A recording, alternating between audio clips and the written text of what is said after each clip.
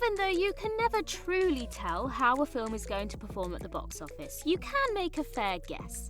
If the movie is based on a popular franchise, backed by a big studio, and has some bankable A-listers, it's likely to be successful. And if it's, good, that's always a bonus too. However, churning out $1 billion hit has never been an exact science. If a feature is projected by experts to break box office records on opening night, that doesn't guarantee it will dominate theatres. But nowadays, it's harder than ever for movies to turn a profit. Even when a film receives glowing reviews and is projected to break the bank, it can still bomb. So with that in mind then, I'm Ellie with What Culture here with 10 recent movies that didn't deserve to fail this bad. Number 10. Dr. Sleep. The budget, $50 million. The box office, $72 million. The Shining is a masterclass in horror, despite being ill-received upon its initial release. So, when an adaptation based on Stephen King's sequel, Dr. Sleep, was announced, it felt like the follow-up had a chance to reap the success that the first installment deserved. Although no one could guarantee how the film would do, the studio and director appeared to make all the right decisions. After The Haunting of Hill House was a massive hit on Netflix, it felt like Mike Flanagan was the perfect guy to helm the project. And since Flanagan had previously directed Gerald's Game, he already proved he was capable of doing justice to a Stephen King adaptation. Because a bit of star power can't hurt, having Ewan McGregor in the lead was a great idea, and excellent casting to boot. Because most people are more familiar with The Shining movie than the novel, Flanagan was wise to incorporate more elements from the original film into his adaptation for marketability purposes. But it was all for naught. Even though Flanagan proved once again his skills at adapting a genuinely haunting story are unparalleled, Dr. Sleep only made $25 million more than its predecessor. Number 9. The Green Knight. The budget, $15 million, earned $19 million. When David Lowery took on the directing duties of The Green Knight, he must have been aware the odds were stacked against him. To release an indie flick based on a medieval poem during a pandemic looked like the most efficient way to leave a dent on the filmmaker's career. But when the teaser trailer dropped, it felt like The Green Knight was a classic in the making. Based on the awe-inspiring cinematography, imaginative sets, striking imagery, and a uniquely bold direction, many believe Lowery's work would fare better than originally presumed. At first, that's exactly what happened. On its opening weekend, it raked in nearly double its projections, implying it would be far more than an indie success. Due to a mixed reception, The Green Knight suffered a massive drop in its second weekend, which continued for the rest of its theatrical tenure. Number 8. In the Heights. The budget, $55 million, but it earned $44 million. After the success of Lin-Manuel Miranda's 2005 Broadway musical In the Heights, it wasn't long before studios were fighting over adapting this vibrant salsa-filled drama for the big screen. But the road to film adaptations is never easy, especially for musicals. Due to changes of director and studio, it took a staggering 13 years for the In the Heights movie to become a reality. In a way, this massive delay looked to benefit the project, since Miranda was at the pinnacle of his popularity thanks to the unprecedented success of Hamilton. Any film associated with him seemed destined for glory. Despite winning 4 Tonys, including Best Musical, In the Heights has never generated the same success as other musicals like The Lion King or Chicago or Wicked. It also didn't help that the film lacked star power and iconic songs. Number 7. The Suicide Squad. The budget, $185 million, but it earned $167 million. Although its predecessor didn't do the DC franchise any favours, fans were optimistic with this soft reboot.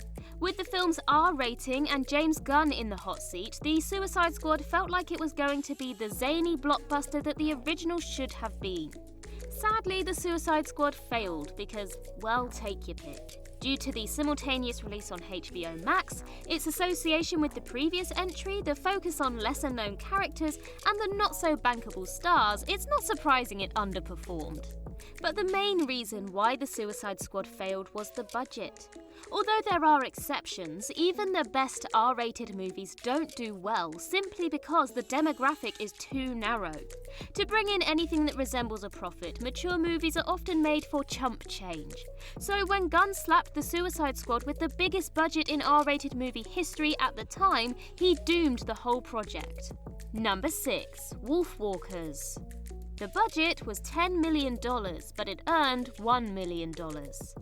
Because Tom Moore's films focus on Irish myths, it would be easy for his projects to alienate people unfamiliar with Celtic folklore.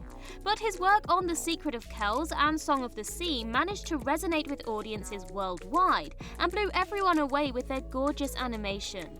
Because the Northern Irish filmmaker had showcased his talents, you'd think people would be excited to see the third chapter in his Irish folktale trilogy, WOLFWALKERS. But Moore's latest work was also his biggest bomb, earning 1/10 of its budget. Even though the film was acquired by Apple TV from the get-go, it did receive a cinematic release weeks before it began streaming. When the film garnered Moore yet another Oscar nomination, the studio re-released WOLFWALKERS in theatres, certain it would bring in some cash this time round. Unfortunately, Tom Moore's magnum opus pulled a Morbius by bombing twice, making WOLFWALKERS his least successful movie. Number 5. The Northman. The budget up to $90 million, but it earned $69 million.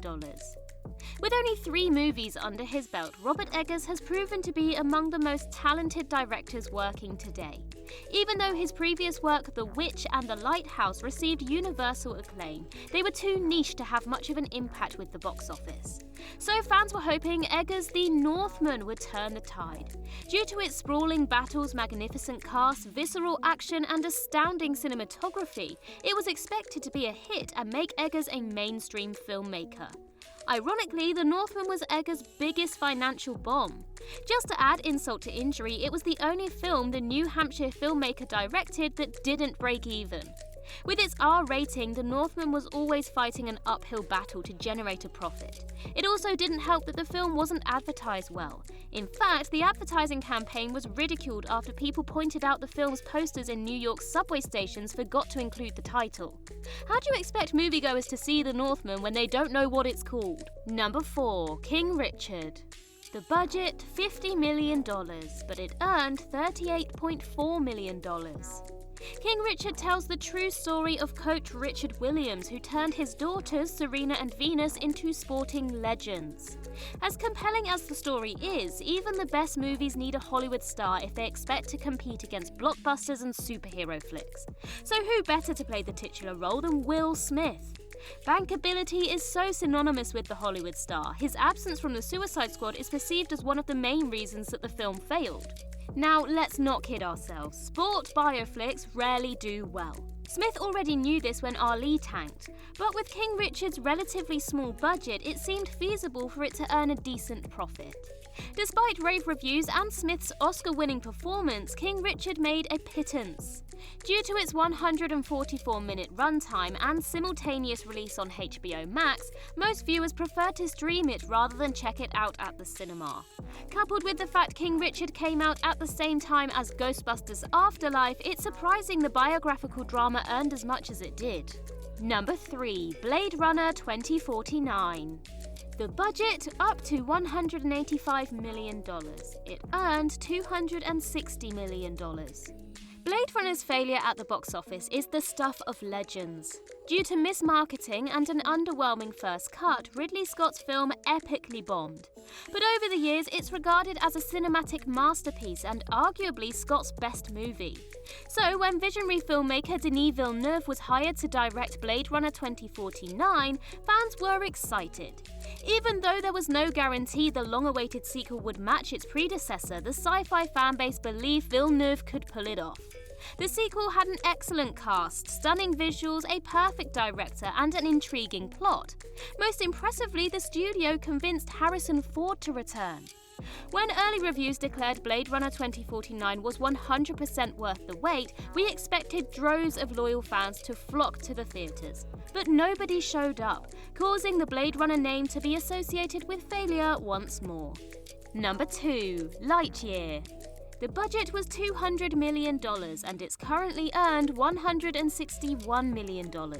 Although Pixar's latest feature was projected to earn up to $105 million in its opening weekend, Lightyear scraped in half that amount. Stranger still, there isn't a glaring reason why the latest installment of the studio's biggest IP didn't work. Instead, Lightyear was let down by a myriad of problems. Being sandwiched between Top Gun Maverick, Jurassic World Dominion and Thor Love and Thunder, Lightyear got lost in the shuffle. Due to bad marketing, many people were oblivious to what the story was or how the film factored into the franchise exactly. Because Tim Allen is so beloved as Buzz Lightyear, devoted fans lost interest when they learned the role was recast. And because recent Pixar films like Luca, Soul and Turning Red were exclusively streamed on Disney Plus at no additional charge, some believe Lightyear tanked because families aren't willing to fork out money to watch the latest Pixar feature outside the comfort of their own home. Number 1. The Last Duel. The budget was $100 million, but it earned $30 million. The Last Duel tells the true story of Knight Jean de Carouge, who challenges his former friend Jacques Legris after he's accused of raping Jean's wife Marguerite.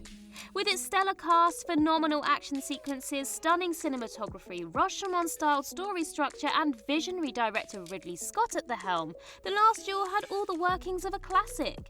Sadly, the period drama didn't make a splash upon its release, with cinema-goers at the time buying tickets for Venom 2, Halloween Kills and pretty much anything that wasn't The Last Duel.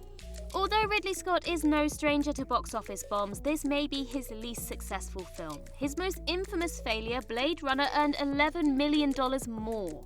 Obviously frustrated, Scott looked to cast the blame on anything, whether it was millennials, streaming or Marvel. And that concludes our list. If you think we missed any, then do let us know in the comments below, and while you're there, don't forget to like and subscribe and tap that notification bell. Also head over to Twitter and follow us there, and I can be found across various social medias just by searching Ellie Littlechild. I've been Ellie with What Culture. I hope you have a magical day and I'll see you real soon.